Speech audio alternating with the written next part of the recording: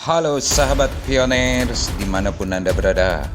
Selamat datang di Piku Channel, channel yang akan memberikan informasi seputar koin Pi dan jaringan Pi Network, agar pionir tidak terjerumus dalam informasi-informasi yang menyesatkan dan merugikan pionir.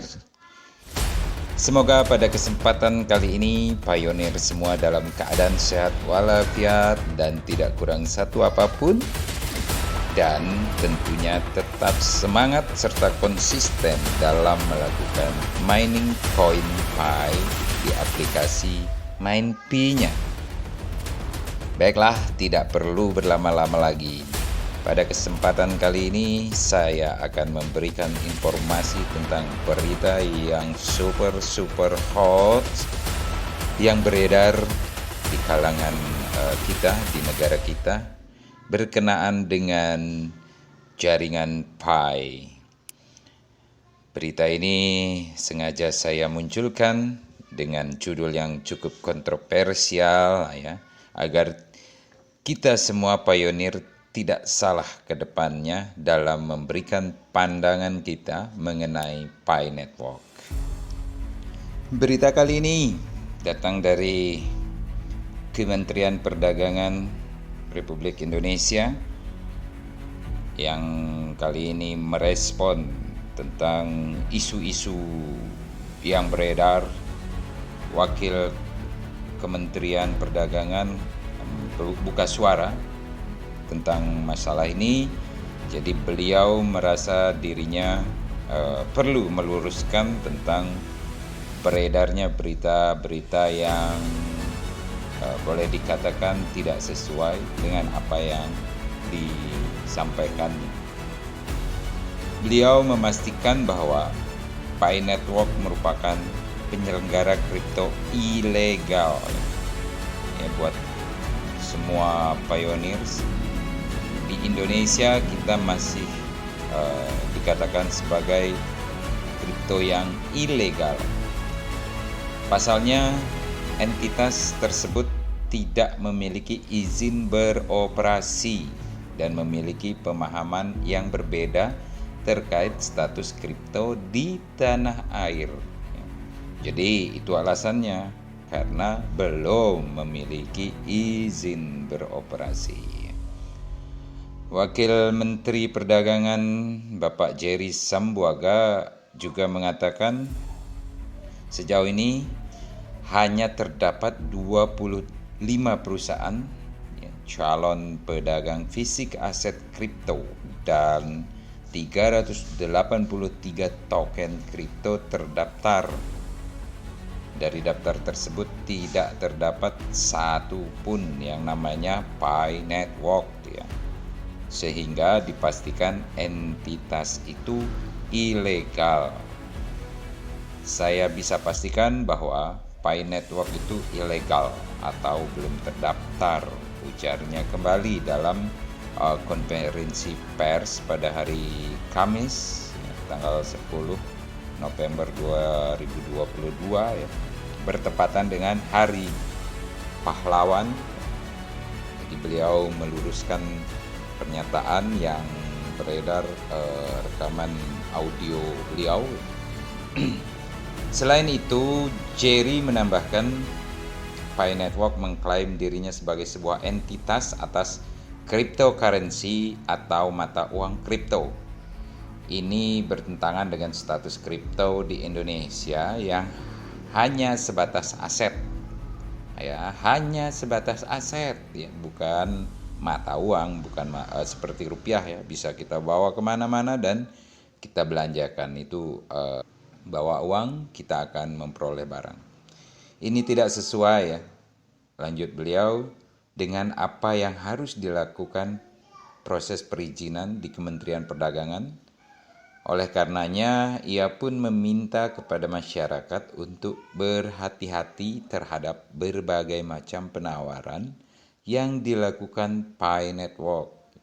Jadi sebagaimana diketahui sudah banyak ya kasus investasi kripto bodong ya yang merugikan masyarakat ya, yang akhir-akhir ini semua terkuak sampai banyak yang dirugikan, Pak ya.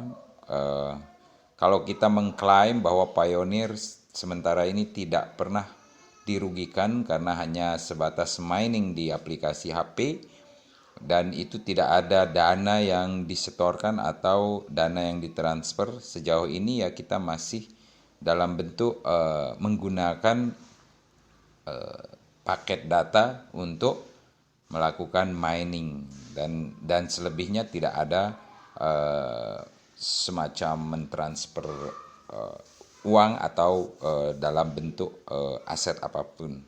Jadi untuk berhati-hati kalau kedepannya pun ternyata ada hal-hal yang semacam itu. Dalam konferensi persnya, Pak Jerry juga memastikan berbagai konten Pi Network ya, yang mencatut namanya merupakan kabar bohong atau hoax. Ya. Pasalnya dirinya tidak pernah memberikan informasi atau endorsement terhadap Pi Network. Jadi kalau rekaman audio beliau itu tersebar seperti yang ada dalam konten-konten YouTube teman-teman yang lain, itu sudah diklaim bahwa itu bohong ya.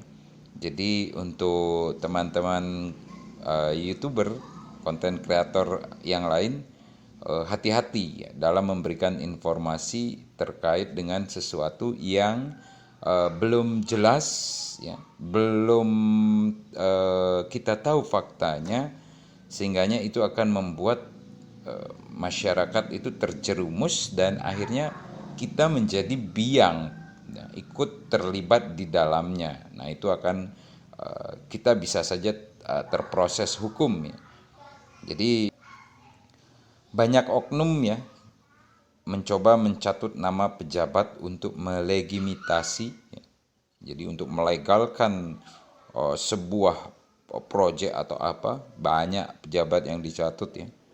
Saat ini mungkin beliau ini merasa gerah sehingganya harus melakukan klarifikasi ya, atau mengendorse produk yang mereka sedang promosikan. Katanya lebih lanjut ya, kata Pak Jerry, terkait dengan hal tersebut dirinya telah melakukan konsultasi dengan Biro Hukum Kementerian Perdagangan untuk mengambil langkah hukum selanjutnya. Nah ini dia yang saya sebut tadi ya. Hati-hati dalam menyampaikan sebuah berita yang tidak jelas kebenarannya ya. Jadi nanti bisa ditindak hukum yang berlaku di Indonesia. Harapannya masyarakat tidak menjadi korban dari hoax tersebut ya. Mungkin nanti akan ada follow up dengan aparat yang berwenang, kita lihat tindak lanjutnya seperti apa. Tentunya dengan menempuh jalur-jalur hukum sesuai prosedur dan peraturan. Tandasnya lebih lanjut. Ketika nama saya dicatut, nah ini beliau sangat menegaskan kembali dalam penyampaiannya. Ketika nama saya dicatut, saya langsung bertanya kepada Pak Alison ya, yang berhubungan dengan mengetahui regulasi menurut teman-teman di Bapepti ya, itu ilegal dan tidak terdaftar. Tidak ada. Pi Network itu tidak ada ya, tidak berizin. Teman-teman Bapepti dan saya pastikan bahwa itu ilegal atau belum terdaftar, ujarnya dalam konferensi pers. Jerry juga mengaku bahkan tidak pernah mendengar nama aset kripto Pi Network tersebut sebelum namanya disangkut pautkan dalam video promosi. Jadi beliau ini ternyata belum mengetahui, mungkin kalau isu-isu kabar-kabar sudah ya.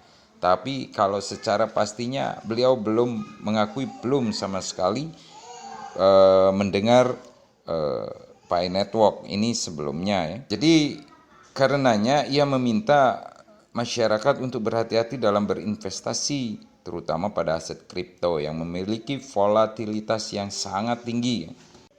Jadi sementara Pi Network pada saat sekarang ini masih dalam fase mainnet tertutup, di mana para pioneers hanya dapat memanfaatkan fase ini untuk menentukan harga dan kekuatan ekosistem agar nantinya dapat memberikan harga untuk satu Pi coin dengan harga yang diharapkan oleh para pionir pada saat open mainnet.